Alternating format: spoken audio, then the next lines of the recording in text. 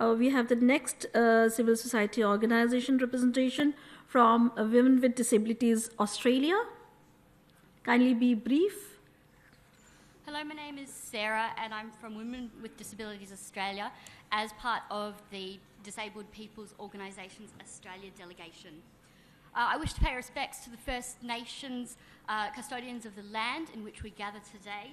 And I sit here with the knowledge that my condition as a woman with disability, if I was born 20 years later, due to the error of judgment from doctors, my life would have been terminated before birth. So I am deeply grateful to be here.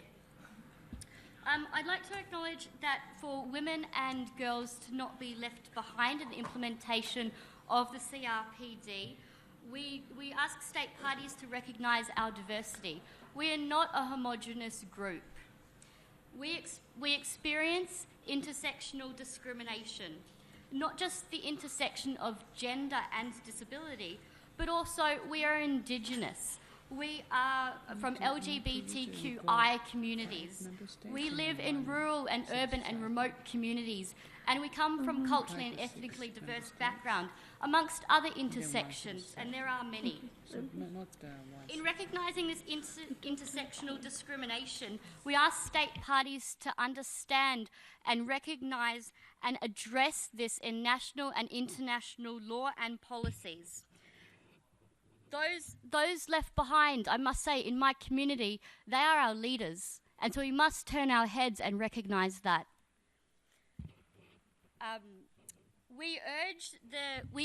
In particular, we urge the state parties to reject anything that contravenes the CRPD, and in particular, we express our extreme concern with what we just heard about the draft additional protocols to the convention, the Oviedo Convention. This is a direct human rights violation. The evidence in Australia, which we've collected for women with disabilities, and particularly those with psychosocial and intellectual disabilities, is that they are most likely to be subjected to the forced medical treatment and interventions. We ask for the criminalisation of sterilisation. We ask for the recognition that the people who have been colonised, their land has been colonised and their bodies have been colonised. We ask for the recognition that this is also a grave human rights offence and violation. The draft additional protocol of the Oviedo Convention directly, as I mentioned, convenes our CRPD.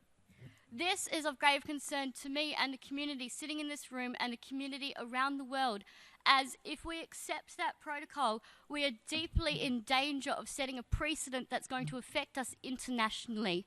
In closing, what I'd like to say is, with these invasions of our body, please stop invading our body and please recognise that the rights in the CRPD are worth fighting for. Thank you very much.